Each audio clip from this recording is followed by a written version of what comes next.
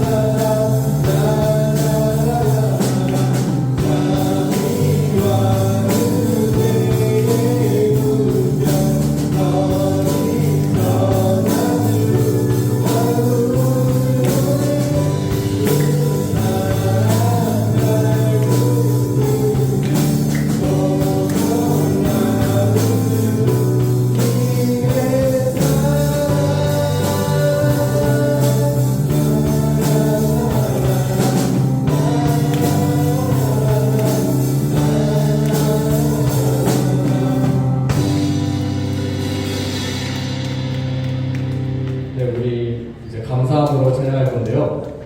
다 아는 찬양인 만큼 함께 신나게 찬양하도록 하겠습니다.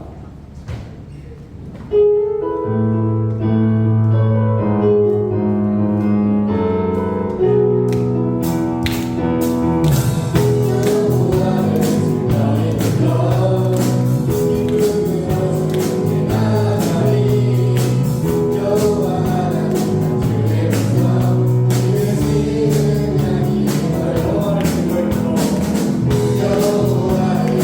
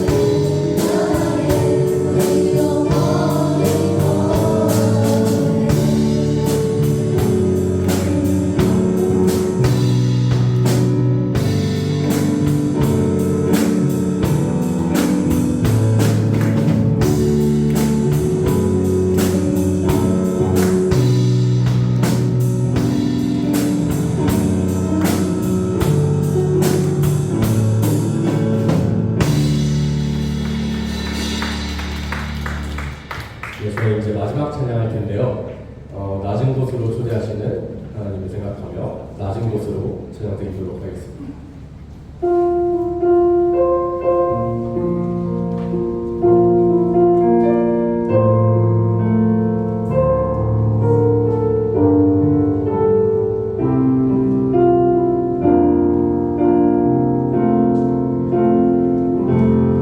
우리의 섬김이 더 낮은 곳으로 우리의 고백이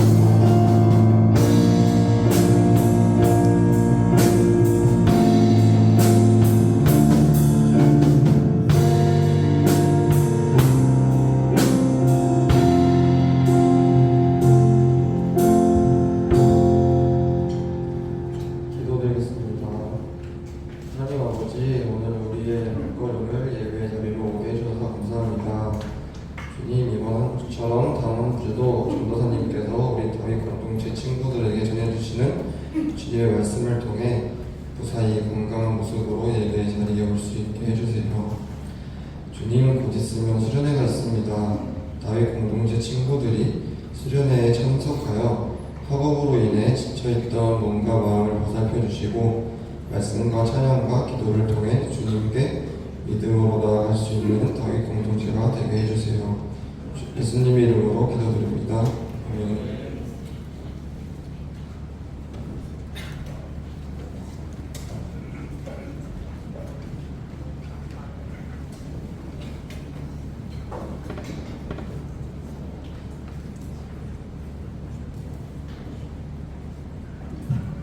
자, 안녕하세요.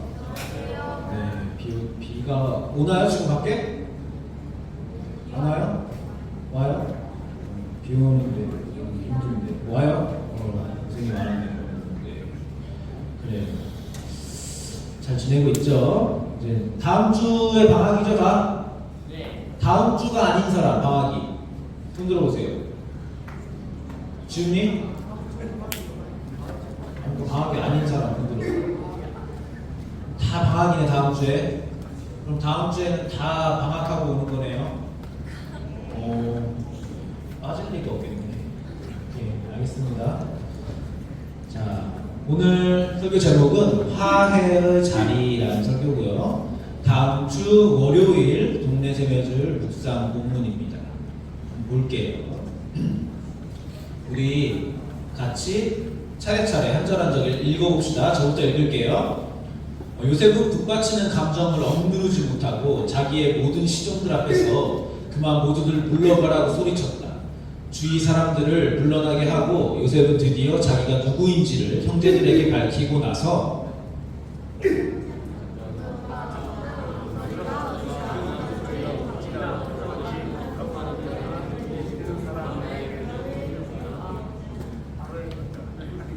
내가 요셉입니다. 아버지께서 아직 살아계시다고요? 요셉이 형제들에게 이렇게 말하였으나 놀란 형제들은 어리둥절하여 요셉 앞에서 입이 얼어붙고 말았다.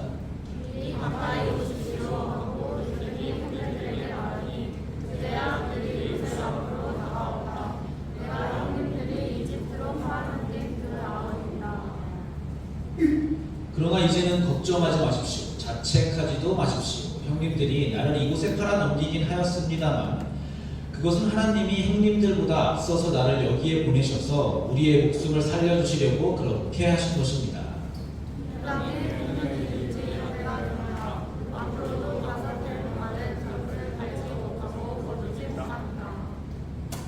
하나님이 나를 형님들보다 앞서서 보내신 것은 하나님이 크나큰 구원을 베푸셔서 형님들의 목숨을 지켜주시려는 것이고 또 형님들의 자손을 이 세상에 살아남게 하시려는 것입니다.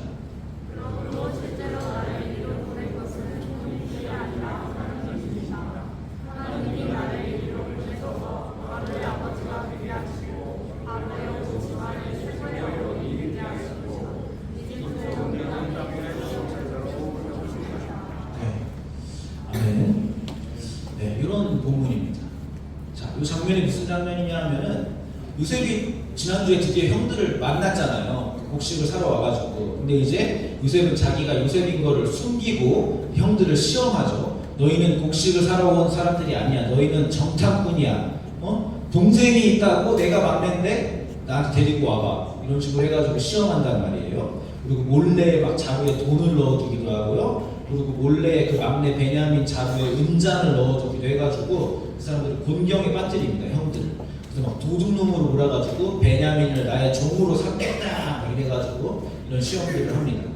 그럼 지난주 설교 중에 우리가 무슨 얘기를 했냐 하면은 지난주 설교 중에는 요셉은 꿈을 푸는 사람이 아니다. 요셉이 꿈 같은 것은 요셉의 꿈 같은 것은 그동안 꿈은 생각도 못하고 정신없이 살아와서 잊어버리고 살았는데 그날 기억해낸 것이다 라고 제가 얘기를 했습니다. 그래서 형들을 만나서 꿈을 딱 기억해내는 거죠. 그 요셉이 이 시험의 과정, 형들을 시험하는 과정 속에서 형들을 보면서 그 꿈의 의미를 이제 다시 완전히 해석해내고 형들에게 말하고 그래서 엉엉 울면서 오늘 화해를 하는 것이 오늘의 장면이에요. 이 장면에서 요셉이 울면서 형들 앞에 자기 정체를 드러내면서 이 일은 하나님께서 준비하신 일이고요. 자기를 고생시킨 이유도 형들한테 책임이 있는 것이 아니라 그 일로 인하여 나도 훈련받았고 형들도 훈련을 받았다는 그런 놀라운 고백을 하는 것이 오늘 5절입니다. 다시 한번 볼게요. 보세요. 그러나 이제는 걱정하지 마십시오. 자책하지도 마십시오. 형님들이 나를 이곳에 팔아넘기긴 하였습니다만 그것은 하나님이 형님들보다 앞서서 나를 여기에 보내셔서 우리의 목숨을 살려주시려고 그렇게 하신 것입니다. 이렇게 지금 고백하고 자기 인생을 해석하는 거예요. 형님들이 나를 팔아넘긴 것으로 인하여 내가 해코지할까봐 두려워하지 마십시오. 이게 아니라 자책하지 마십시오. 형님들한테 이렇게 얘기하면서 요셉은 지금 이 20여 년 동안 20여 년 만에 만난 형들을 시험하는 이 과정 속에서 형들이 그동안 자신에 대한 죄책감을 안고 살아왔다는 것을 오늘 확인하고 있었던 것입니다. 그리고 이 일들은 결국에는 자기 집안을 구원하기 위한 하나님의 놀라우신 배려였다, 계획이었다라는 것을 깨우치고 그렇게 자신의 인생에 대한 궁금증, 내가 왜 이렇게 살아야 되나 이런 억울함들 그런 것들이 풀리고 자연스럽게 형들하고도 화해를 하게 되는 것이죠. 자 여러분, 요셉은요 형들하고 갈등이 있었어요. 굉장히 심각한 갈등이었습니다.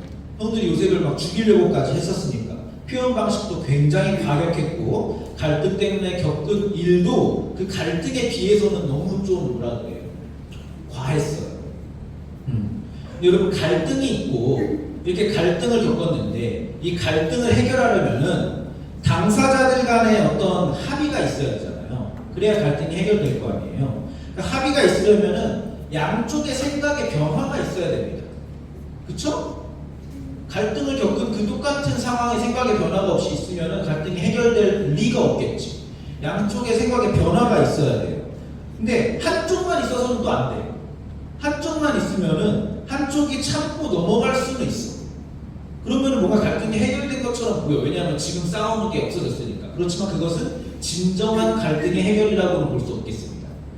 다시 원점으로 혹은 원점보다 더 좋게 지금의 이 어려움을 다 제로로 만들고 서로 온전히 이해하고 온전히 받아들이고 상대방을 그런 것이 완전한 갈등의 온전한 해결이라고 할 수 있겠습니다. 오늘 요셉과 형들하고의 갈등도 마찬가지예요. 굳이 따지자면 요셉하고 형하고 있어요. 누가 피해자예요? 네, 요셉이 피해자죠. 그럼 누가 가해자예요? 형들이 가해자죠.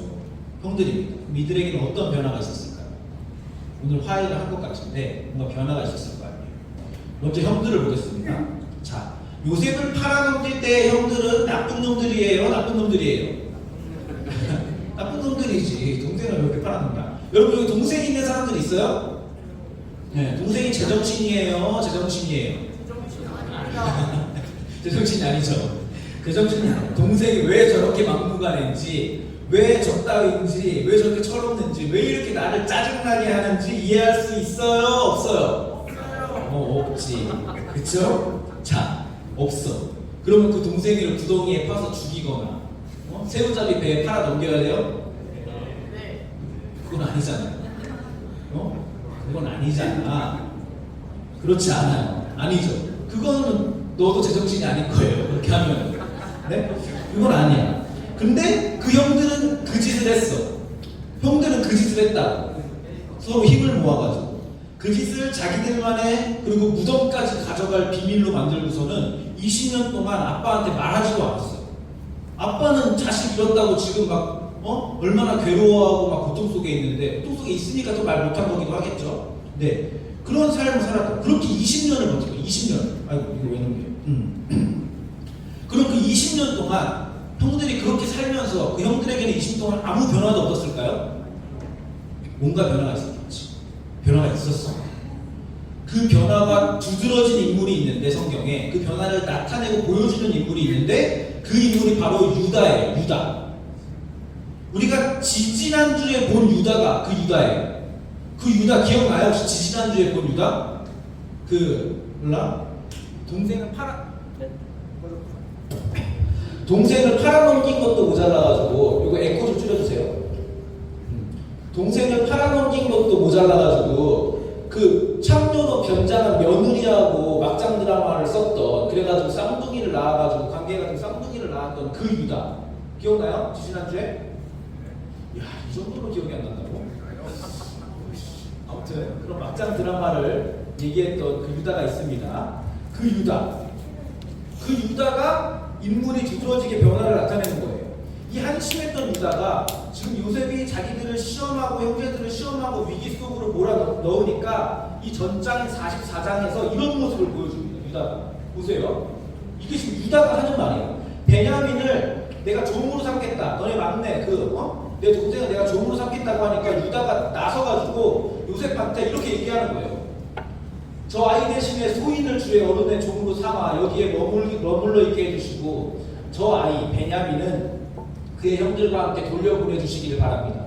저 아이 없이 제가 어떻게 아버지의 얼굴을 뵙겠습니까? 그럴 수는 없습니다. 저의 아버지에게 닥칠 불행을 제가 참아 볼 수가 없습니다. 이렇게 유다가 지금 얘기하는 거예요. 그 막장 드라마를 썼던 그 막대먹은 유다가 지금 이렇게 얘기하는 거예요.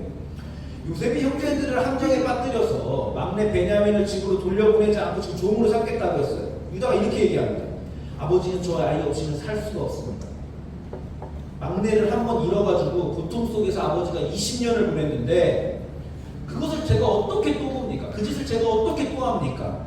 그 고통을 옆에서 지켜보면서 20년을 죄책감 속에서 살았습니다. 그러니 이제는 내가 떠들을 수 없습니다. 내가 차라리 종이 되겠습니다. 내가 희생하겠습니다. 이렇게 얘기합니다. 감동이에요? 감동이에요? 감동이지. 자기를 팔아넘겼던 형들이 이제는 그때와는 다르게 20년 전과는 다르게 형제가 굳건해져 있고 가족애가 굳건해져 있고 서로를 위해 희생할 각오가 되어 있고 절대로 아버지를 두 번 다시 슬프게 할 수 없습니다. 20년 동안 고통 속에 살아온 그 아버지를 다시 무너뜨릴 수 없습니다라는 고백을 하고 있는 겁니다. 가해자였던 유다가 변한 거예요. 지금 한심하기 짝이 없는 죄를 짓던 그 유다가 그 죄로 인한 죄책감으로도 하나님은 사람을 변화시켰다는 겁니다. 저도 그렇게 자랐고 여러분도 그렇게 자랄 것입니다. 죄책감을 안고 그 죄책감으로 여러분은 성숙해질 거예요. 죄책감을 막 가져야 된다 이런 얘기를 하는 건 아니에요. 그렇지만 그렇게 될 거라는 거예요. 죄책감으로도 하나님은 여러분을 통해서 일하실 거라는 거예요. 여러분도 지금까지 지내오면서 크고 작은 죄책감들로 괴로워해 본 적이 있을 거예요. 지금도 그럴 수도 있고 엄마한테 거짓말했던 것들, 친구를 속였던 것들, 뭔가를 사소한 걸 훔쳤던 것들, 편의점에서 새콤달콤을 훔쳤던 것들, 이런 것들 괴로워했을 수 있어요. 네. 그렇지만 거기에 매몰되어서 쓰러질 필요는 없습니다. 충분히 반성하고 다음번에는 그냥 조금 더 잘하면 돼요. 창녀 며느리하고 관계했던 이 유다는 몇 년 걸렸어요? 20년 걸렸어요. 근데 여러분은 20년도 안 살았어요. 아직 멀었다. 그런데 하나님이 그렇게 만드실 것이다. 그거를 믿어야 됩니다. 자, 그러면은 가해자가 변했으니까 피해자도 변화해야 됩니다. 둘 다 변해야지 화해가 이루어지니까. 오늘 요셉의 변화는 막 터지는 울음으로 지금 묘사가 되고 있어요. 이 억제할 수 없는 울음이 지금 터져나와서 형들을 끌어안고서는 울면서 지금 울음을 터뜨리는 겁니다. 그동안 형들 뒤에서 몰래 울기도 하고 자신이 요셉이 이거를 숨기면서 본인도 얼마나 힘들었겠어요. 그게 지금 터지는 거죠. 내가 형들을 용서할까 말까? 진짜 그때만 생각하면 도저히 용서가 안 되는데 내가 살아온 걸 생각하면은 용서한다고 해서 용서하고 싶다고 해서 용서가 가능하기나 한 것이야 이게 지금? 그런 사안이야? 그런 사안이에요 여러분? 요셉의 세계를 보세요. 형들을 용서할 수 있는 사안이에요 이거 자체가 지금? 모르겠지. 애매한 부분이 있어요. 용서를 감정적으로는 못할 것 같은데 성경을 보다 보니 해야 될 것 같고 그런 경계선이 있는 거죠. 자, 어쨌든 요셉은 지금 그것을 응어리로 풀어내고 있습니다. 그것도 가해자의 뉘우침과 가해자의 변화를 보면서 울고 있는 거예요. 형들이 이렇게 변화했네. 이런 과정 속에서는 이런 과정은 하나님의 뜻을 명확하게 붙잡았다라고 말할 수 있는 사람일수록 이런 과정이 저는 꼭 필요하다고 보는데 여러분도 예수 믿으면서 반드시 한 번은 겪게 되는 과정일 겁니다. 자, 요셉이 이러한 가해자 앞에서 울면서 내놓는 해석을 한번 볼 필요가 있을 것 같아요. 보세요. 대단합니다. 보면 없네? 앞으로 넘기겠다. 자, 보세요. 자, 그러나 이제는 걱정하지 마십시오. 자책하지도 마십시오. 형님들이 나를 이곳에 팔아 넘기기는 하였습니다만 그것은 하나님이 형님들보다 앞서서 나를 여기에 보내셔서 우리의 목숨을 살려주시려고 그렇게 하신 것입니다. 넘어가서 또 형님들의 자손을 이 세상에서 살아남게 하시려는 것입니다. 이렇게도 표현하고요. 그러므로 실제로 나를 이리로 보낸 것은 형님들이 아니라 하나님이십니다.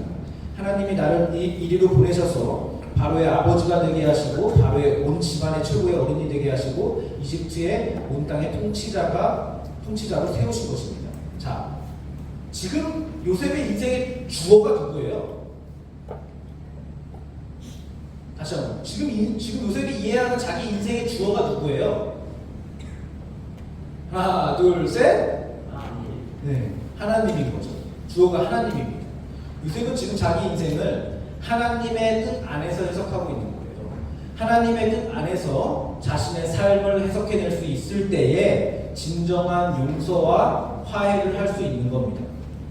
우리는 하나님 없이 누구를 용서할 실력이 없는 사람들이에요. 지난 겨울 수련회 때 내용이 이거였는데 우리는 하나님 없이는 누군가를 사랑할 수 있는 실력이 없는 사람들입니다. 그 사람을 위해서 희생할 수도 없는 사람들이고 그 사람들을 위해서 뭔가를 내어줄 수가 없는 사람들이에요. 그 사람들을 위해서 내 목숨을 내어줄 수가 없는 사람들이죠. 우리는 누군가를 사랑할 수 없어요. 근데 우리는 그냥 대충 참고 넘어가고 있으면서 그걸 사랑한다고 표현하기도 해. 그걸 사랑한다고 착각하기도 해. 그렇게 살 수도 있어요. 대충 참고 대충 용서하고 대충 맞춰가면서 살 수 있어요. 그러나 그 사람과 진정으로 다시 하나 되고 다시 화해할 수는 없는 겁니다. 하나님 없이는, 사랑 없이는.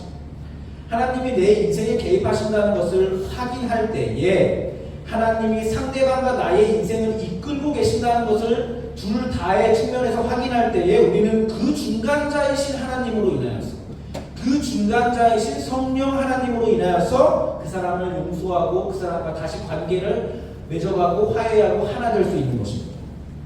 그러면 이 진정한 화해를 위해서 요셉처럼 이 상황을 하나님의 뜻으로 해석할 수 있어야겠죠.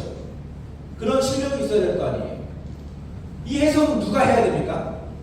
하나님의 뜻으로 해석하는 것은 가해자의 몫이에요? 피해자의 몫이에요? 피해자의 몫입니다. 이 상황을 하나님의 뜻으로 해석하는 것은 피해자의 몫이에요. 여러분, 가해자가 가해해놓고 이것은 사실 하나님의 뜻이었어 이렇게 얘기한다 생각해보세요. 그거는 해석이 아니라 2차 가해, 2차 가해. 형들이 요셉한테 가가지고 야 사실 그건 다 하나님의 뜻이었어 내가 미안하다 이렇게 얘기하는 거는 그거는 아니지. 그죠? 그거는 아닙니다. 이것은 가해자의 몫이 아니라 피해자의 몫입니다. 가해자는 우리가 그렇게 얘기해요. 하나님이 이끄신 거를 말할 수 없어. 그건 해석이 아니야. 자, 고난과 고통은 누구의 몫이다? 피해자의 몫인 거예요. 보통의 해석은 가해자는 피해자의 처분을 기다리는 사람이죠. 피해자가 자신을 용서하고 그것을 하나님의 뜻으로 이해하고 나와 다시 나에게 화해의 손길을 내밀어 주기를 바라는 처분을 기다리는 사람이 가해자인 거예요.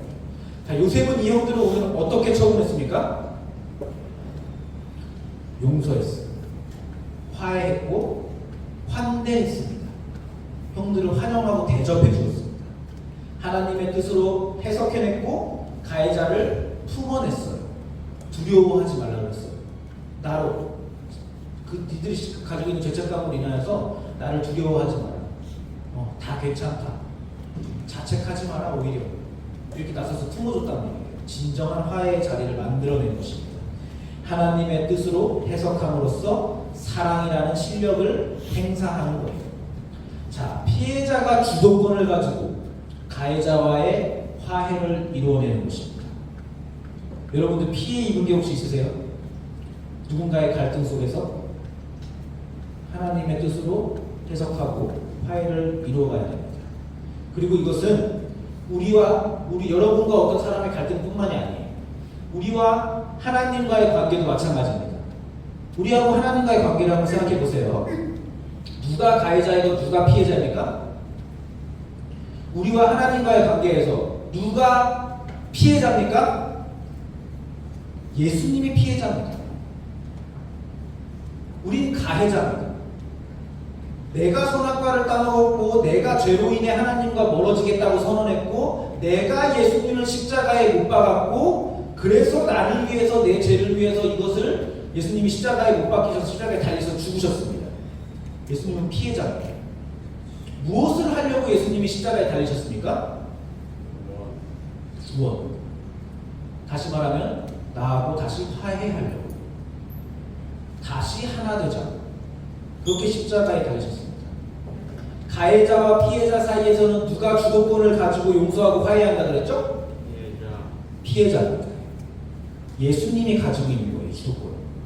예수님이 우리 인생도 마찬가지로 예수님이 주도권을 가지고 우리를 먼저 용서하시고 우리의 모자람을 품어내시고 우리를 화해의 자리로 초대하시는 거예요. 우리가 하는 게 아닙니다. 예수님, 오늘 요셉이 했던 거 그런 것처럼 피해자로서 먼저 그것을 하나님의 뜻으로 해석하고 우리에게 손을 내미신다는 거예요. 왜? 오늘 요셉이 보여줬잖아요. 그것이 하나님의 뜻이기 때문에. 예수님은 나는 하나님이 보낸 사람이다. 아버지께서 나를 보내셨다라고 얘기하셨어요. 하나님의 뜻 안에서 자신의 고통, 자신의 십자가를 해석하시고 자신이 겪고 있는 이 삶의 여정, 공생애를 해석하시고 이해하시고 기꺼이 그렇게 우리를 위해서 십자가에 달리셔서 기쁜 마음으로 우리에게 화해의 손길을 내미는 것입니다. 자, 오늘 뭐라고 했을까? 그러나 이제는 걱정하지 마십시오. 자, 실제로 나를 보내신 것은 형님들이 아니라 하나님이십니다. 이렇게 표현하고 있죠. 네, 나를 이곳에 팔아넘기긴 하였습니다만 그것은 하나님이 하신 것입니다. 하나님이 나를 이렇게 보내셨습니다. 요셉이 한 고백하고 예수님도 똑같이 얘기하는 거예요. 요셉도 하나님이 나를 보내셨습니다. 하나님의 뜻이었습니다. 내가 그것 때문에 지금 이 과정을 겪었습니다. 하나님의 뜻으로 해석해. 예수님도 아버지가 나를 보내셨다. 내가 아버지처럼 너희를 사랑한다. 내가 아버지의 뜻대로 십자가에 달린다. 아버지의 뜻대로 3일 뒤에 부활할 것이다. 아버지의 뜻대로. 아버지의 뜻입니다. 자, 이집트의 통치자로 세우신 것처럼 요셉을 이집트의 통치자로 세우신 것처럼 예수님은 무슨 통치자로 세우셨어요? 이 땅의 통치자로 세우셨어요. 이것도 하나님의 뜻입니다. 다 하나님의 뜻으로. 왜? 오늘 왜? 요셉이 왜 지금 하나님이 이곳에 자기를 보내셨다고 하신 거예요? 형들을 살리기 위해서. 우리 가문을 지키기 위해서. 이스라엘이라는 그 민족을 만들기 위해서. 그들을 구원하시려고 나를 보내셨다고 그랬잖아요. 예수님도 마찬가지예요. 왜 이 땅의 통치자로 세우신 거예요, 예수님을? 우리를 구원하시려고. 우리를 살리시려고.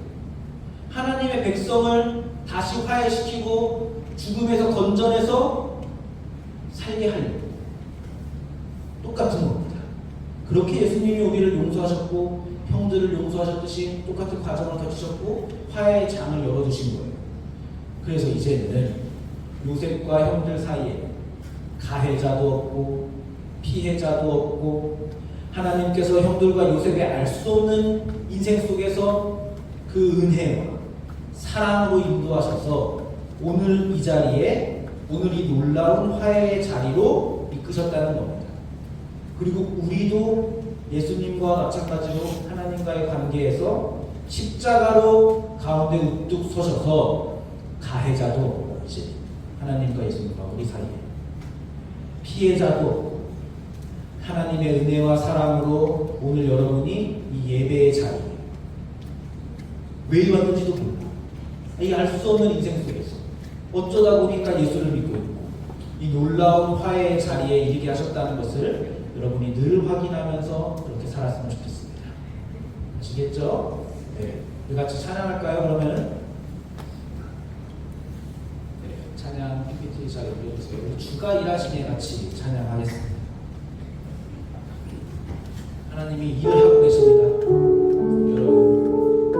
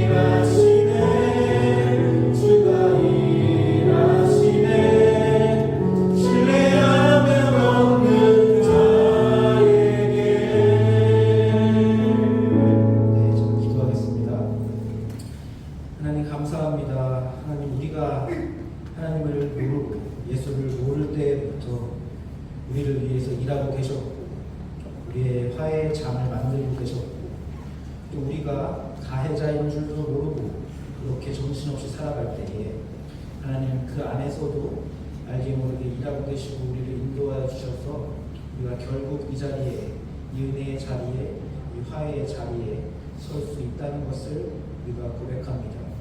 하나님 지금까지 이끌어 주셨던 것처럼 우리 아이들 그리고 우리 선생님들 앞으로도 이끌어 주시고 하나님 그렇게 하나님을 더욱 알아가고 신앙이 깊어지고 서로 사랑하는 그 관계 속에서 기쁨 누리는 우리의 신앙의 길 여정 될 수 있도록 하나님 우리를 축복하여 주옵소서.